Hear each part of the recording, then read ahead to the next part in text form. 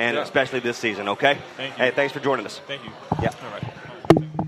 Again, Mr. Shack and Mr. Caleb of the Raleigh Firebirds joining us right here on the the radio network, CRN Sports Network, should I say? But Wesley, he's in my head. Dang it, Trey! You gotta get my name right. I knew it was coming. Because again, sure co-founder Wesley Outland wanted to be here today, but he's working off site for some racing, some NASCAR. But Brandon White.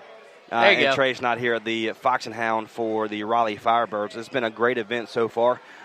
What have you seen? Again, it's kind of the same thing on every single group that we've had. Yeah. The expectation they have, of course, they want to win a championship here, but building that culture is really the foundation of what this Raleigh Firebird is. Yeah, the last two definitely talked about culture, so to speak. Like we mentioned about Henderson, culture is part of the basketball up there. Clayton.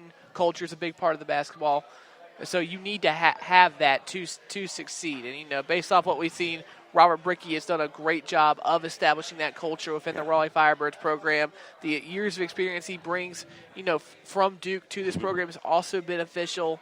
So there's a lot of things going right for the Firebirds right now. Absolutely. And again, the season starts in next week.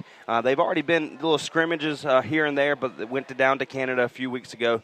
Some of these players have only been a part of it for a couple of days now, which is fascinating. Again, we've always said it's so hard to do something when there's no off season. Me and you are both familiar with that back in our hometown.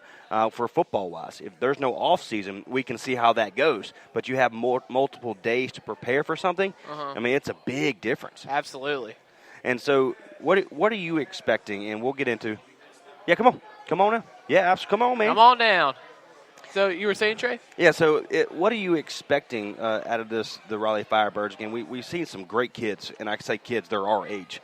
But what are you seeing out of this team so far? Knowledge. A lot of knowledge, a lot of experience, too. I mean, how many countries have we named tonight? There's Mexico. There's Europe, Ireland, Africa. Well, Europe's a continent, but you know what I mean. I know what you mean. Yeah, but, I mean, it's everywhere. It's awesome. Yeah, so that's a lot of different cultures all embedded within this program from Raleigh, North Carolina. So a lot of these guys that just know this game and know, what kind of challenges it can bring because, they've experienced just about every single part of it, and they can pass on their knowledge of the experience they gain from other countries to their teammates.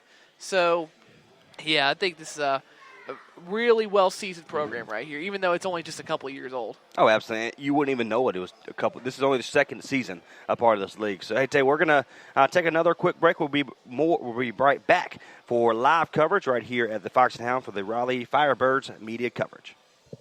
Some energy drinks want to scare you. Some even want to bully you around. And the others, they're just blowing smoke. Packed with vitamins B3, B5, B6, and B12, the new HiQ energy drink comes available in 4 exciting flavors. Skyberry Fusion, Apple, Coconut Fruit Punch, and Lemon Lime. Natural caffeine, no preservatives, no crash, no bull. HiQ Energy Drink. Wings are for birds.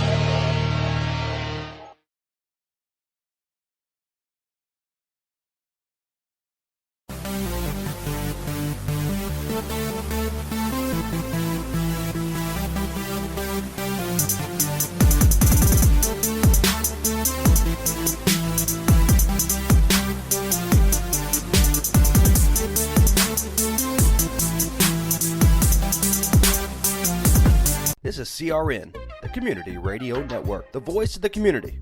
Now back to live coverage on the CRN Sports Network. And welcome back to live coverage right here on the CRN Sports Network, live for the Media Day coverage for the Raleigh Firebirds. This is, again, a great event so far. The food smells outstanding. We're going to have to kind of dive deep into that just here in just a little bit. But right now we are joined by the head coach, Robert Brinkley, of the Raleigh Firebirds. Coach, welcome, my friend. How are you? I am fabulous. How are you guys? We're doing fantastic as well. Doing great. Hey, let's kind of dive into a whole about this Raleigh Firebirds. Again, this is the Raleigh Firebirds out of for the Semi-Pro Basketball League, Professional League. what are you seeing out of your team so far? Again, you went down to Canada, which is really, really cool. Right. But what are you seeing out of your team so far? Well, it's early. And any coach will tell you we look a mess right about now. But you like to hear that kind of thing. You like to hear that. We've got work to do. Okay. And, of course, we've got some new pieces. We've got to figure out how to merge their skills and abilities into the few returners that we do have and try to develop a unit that can be competitive every night. Yeah. Right. Yeah. Just looking at some of the stats I pulled off online today. I mean, you guys were a very high-scoring team last year. I mean, you have Keenan Palmore, Julian Harris, Jared Grady, all averaging over 15 points per game. Are they're coming back this year, right? Or Jared's not.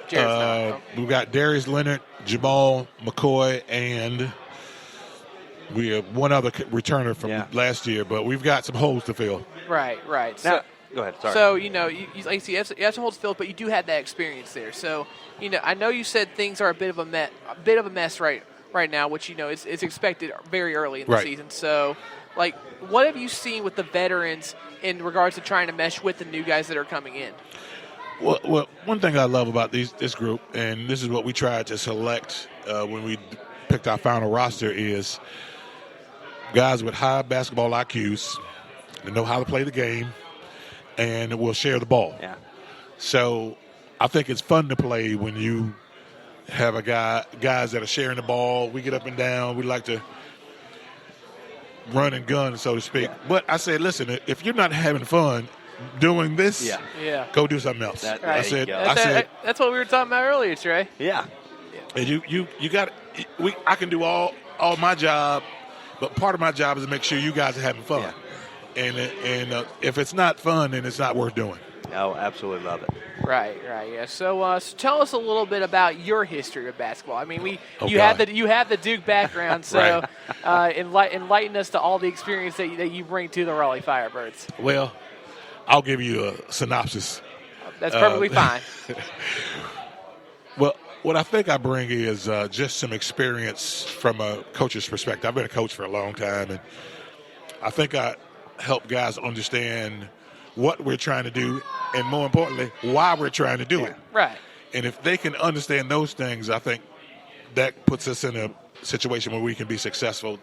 And then also, being a player's coach, I talk to these guys about everything from finances to families to relationships to you name it. And that's part of my way of giving back. Because he's a young man, and I've been in their shoes. I remember the days when I was after college, trying to make a team. It's a tough space to be in life, but, you got to have somebody that understands where you are and is going to try to help you take one or two steps forward in your career. Yeah. Now, what are you seeing? And again, we talk to a lot of these guys and trying to build a culture for the Raleigh Firebirds. Right. How hard is it to really start over? I mean, again, you had 3 returners from last year, a championship run, Raleigh Firebirds from last year. Now, how hard is that to kind of really start over? I mean, it's like one of those, what's the best word to use? Rebuilding. Yeah, rebuilding word. Yeah. I mean, how's that working out for you? I mean, how is that? It's tough because I think about the guys we had last year. Again, great guys. Yeah. No disrespect to these guys. They're great guys and really good players too. But I don't know how we're going to mesh. Yeah. I don't know what the final product is going to look like right now. I think we're going to be okay. Yeah. But this is probably not a good example. That's all right. People are going to get on me about this. But look at Chapel Hill this year. Yeah. They've got talent, but they look like they have zero chemistry. Yeah. Right. Yeah. And it's really affecting the totals in the win and loss column. So, and that's they're being disrespectful for Carolina, but you've got to have mad at the truth. You say it. You've got to have a culture and chemistry among your players. Right, and we know UNC. Obviously, injuries have bit UNC this year, but I actually had a chance to go cover the UNC Miami game yesterday, and that was like the best game UNC's had all year. Now, Miami didn't have 2 of their players due to injuries, but it looked like the adversity that they had to work through this this rebuilding year is finally starting to pay off as well. So maybe things won't be smooth for you right out of the gate, but maybe the chemistry will build quickly and you guys can just pick right where you left off last year. Well, you know what? Our first 4 to 6 games last year, I realized I needed to make some changes as a coach because I wasn't putting some of my guys in position to be successful, but I had to go back and reevaluate what I was doing, and that may happen this year. Again, it takes a while. I don't know some of these guys that well to say I know I can put him in this spot. He's going to be successful. It takes a few games for me. Yeah. It takes a few games for them to figure me out, and vice versa. Well, let's kind of dive, if you can, Coach. Talk a little bit about your players. Again, they're new to the program as well. They're new to your culture. Right. Let's kind of talk first about the returners. Again, you're used to them being here and being a part of your culture, should you say. Let's kind of go into that, and then if you can, kind of pinpoint a few areas that you love what you see out of the Raleigh Firebirds. Well, we've got Darius Leonard back, and he did a nice job for us. He left in the season last year, got a contract to go to South America. Yeah. But he's been around. He knows a lot of these guys, and so he can give me insight from a player's perspective on a lot of these guys. So that's great. Jamal McCoy, super energy guy, did a really good job for us last year. He's back. He's like a coach on the floor. I'm always telling him he's going to be a coach when he's done because he just thinks like a coach. And so they know how I like things done. I'm not one of those in your face, yelling at you. I'm not that guy. But I think if we understand the job at hand, your role, and how we define success for you individually, then we have a chance. And I'm going to hold you accountable for those things. So of course. We've got some talent we've added, and I'm excited about kicking it off this year and really getting going because, I'm a little nervous, and I'm sure they are too, but I'm excited at the same time. Oh, I love it. And who you mentioned Leonard and McCoy is like two key veterans that are returning. Of the guys that you've had a chance to work with so far, like who are some of the newer guys that you think are going to step up and contribute to the team this year? Well, Caleb is I think he's going to do a lot of good things. He is so versatile. He can really shoot the ball from three. He has got a really, really high basketball IQ. He really knows how to move without the ball. Great spacing, can pass. He does a lot of good things for us. We got Jamil from he went to Winston-Salem State, 6'8", lefty. Can shoot it, big-time athlete, can rebound and defend and do a lot of things. You got to love it. I got to look around. Matt, super versatile. Again, when we selected this roster, our thought process was get guys that are skilled. Yeah. Most of them can shoot. Which is a good thing. Yeah. So now we want to keep 4 guys on the floor at all times that can shoot the ball. So at some point you got to pick your poison. When you're guarding us, and we want to spread the floor and run and have fun. But if you can drive and kick and make threes, I don't have the data to back it up. But I think threes that are, if you drive and touch the paint and kick it out, you make those shots at a higher rate because it's a rhythm shot. You saw your guy get to the paint, you see the ball coming, you get your feet square, catch, square up, shoot it. So we've got a number of guys that can do those things. Aaron, he can shoot the lights out of it. So, we can put some numbers on the board. Now, what we got to be able to do is defend. There you go. Yep. So that's what we'll be working on that for the rest of this coming week. Now, if you can, Coach, talk to us about that game plan for you guys. And I don't want to give you anything away because people are going to start listening to what we're doing here for the Raleigh Firebirds. But if you can, kind of talk and go deep into your game plan for this season. Or really, and you mentioned before that you might have to change in 4 or 5 games. But to start off with, what are you looking for out of your team right now? Well, I told them, I said, don't let me have to call a play. So when we get it off the glass, we are gone. Yeah. We are in the wind. And I said, go so fast that you keep pressure on the defense.